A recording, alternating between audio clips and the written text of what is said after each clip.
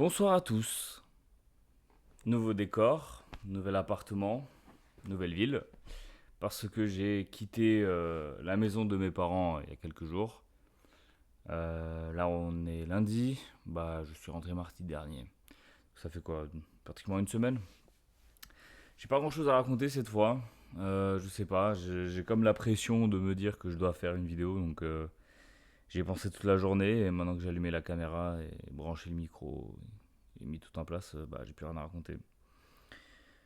Du coup, je vais juste parler un peu de ma vie actuelle. Ma vie actuellement, un peu ce que j'ai fait ces derniers temps. Comme ça, bah, la personne que je serai dans 10 ans, dans 15 ans, pourra regarder ça et se dire, ok, on a peut-être fait des progrès, peut-être pas. Il y a peut-être ça à améliorer. Il est parti où ce rêve que tu avais? Ou justement, tu as accompli ce rêve, bravo. Du coup, qu'est-ce que j'ai fait de beau ces derniers temps? Week-end dernier, par exemple, bah, il y a quelques jours, j'étais à Lyon pour une soirée où j'étais invité en tant que DJ. C'était assez particulier parce que c'était un événement qui s'appelait Expensive Bedroom et c'était un peu une soirée rap avec plein de petits artistes émergents qui faisaient un peu. Enfin, c'était 20 minutes pour chacun et c'était vraiment une scène d'exposition pour ce monde-là. Et même si j'avais contacté de base, enfin j'avais pas trop d'idées en tête, hein, mais j'ai été contacté un peu pour soit DJ, soit artiste, rap, je sais pas encore. Finalement ils ont tranché, ils avaient besoin d'un DJ. En fait ils en avaient un autre de base et il a abandonné à la dernière minute. Du coup finalement j'ai fait 3 heures d'affilée. Et c'était sympa, mais ça se voyait que c'était le premier événement parce que c'était stressant, tout le monde était stressé, il y a eu pas mal de pannes techniques, ils m'ont appelé 40 000 fois alors que j'étais à l'hôtel avec mon frère et un ami. Mais c'était sympa au global.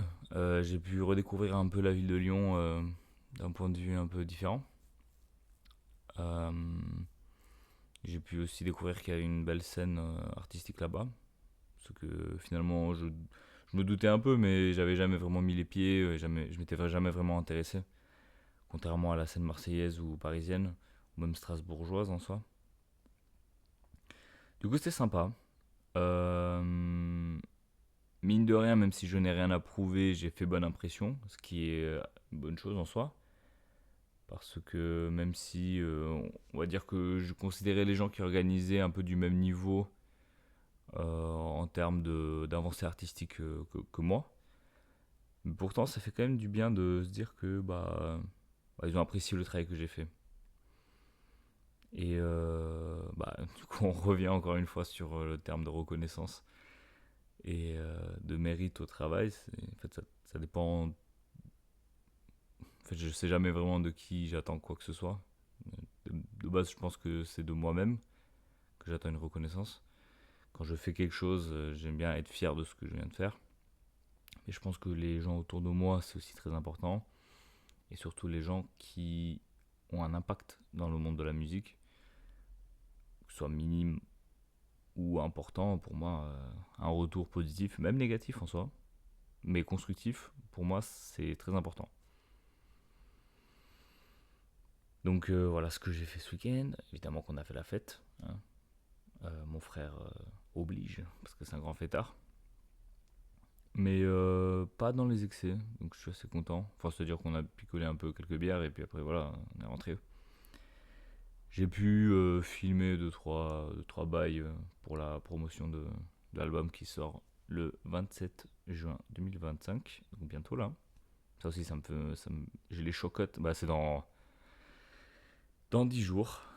Euh, Pas ce vendredi, mais le vendredi prochain. Donc un album sur lequel je bosse depuis 2020, donc on espère que ça va plaire.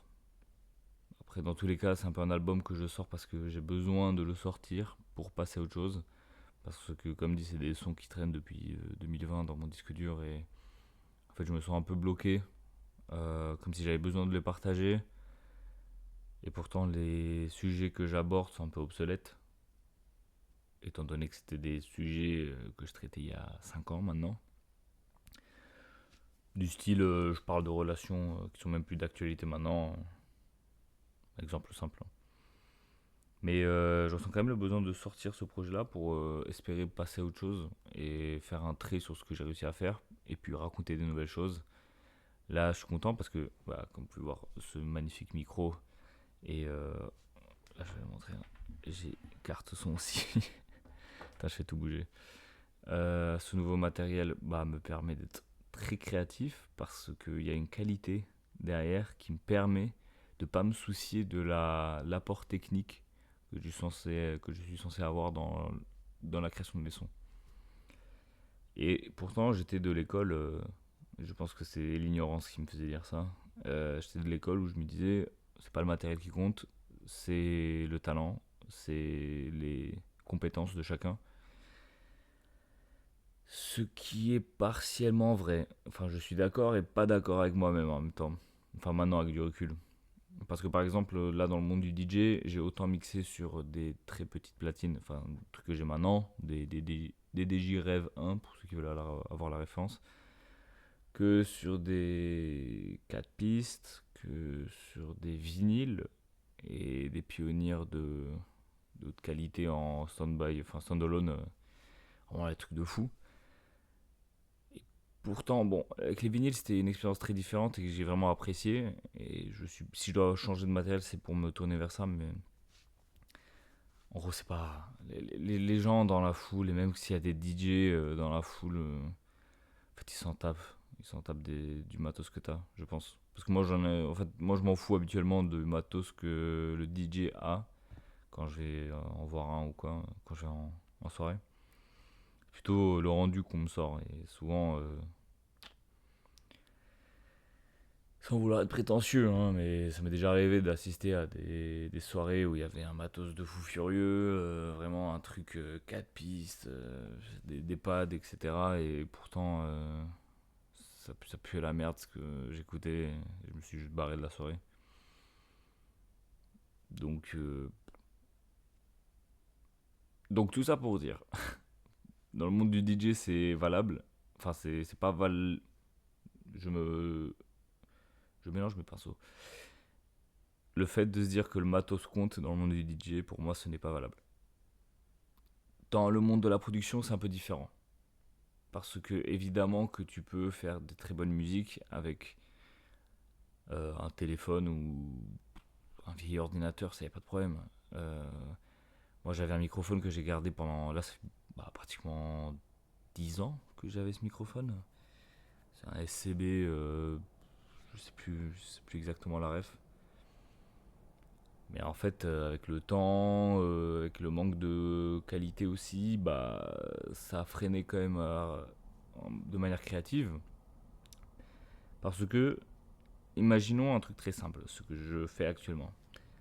J'ai besoin d'enregistrer une guitare, une voix, des trucs en live avec un micro. Si la qualité du micro est un peu mauvaise, celle que j'avais par exemple, enfin le micro que j'avais, il avait un problème de retour. Enfin de retour. Il y avait un bruit de fond, un grésillement qui était constant. Peu importe le logiciel que j'utilisais, peu importe la carte son que j'utilisais. Et du coup, j'enregistre une voix, deux voix, une dizaine de voix, une guitare, une deuxième, des percus live, etc. Bah, en fait, il y avait un bruit ignoble et ça gâchait absolument toute l'expérience immersive du son, etc. Et maintenant, comme vous pouvez entendre à ma belle voix, euh, je n'ai plus ce problème-là de bruit de fond et ça me permet de limite chuchoter dans mes sons et ça crée une ambiance très intimiste que moi personnellement j'adore et que j'essaie de créer depuis des années et que je peux enfin faire. Et de ce fait, j'ai pas besoin de me soucier de cette partie-là de la qualité et je peux vraiment juste me concentrer à 100% sur la créativité et la production du son. Et ça, c'est magnifique.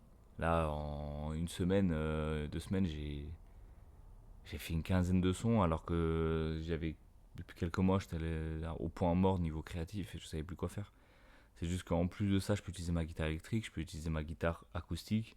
Je me suis acheté un piano aussi, enfin un synthétiseur, un piano MIDI. Et du coup, c'est incroyable.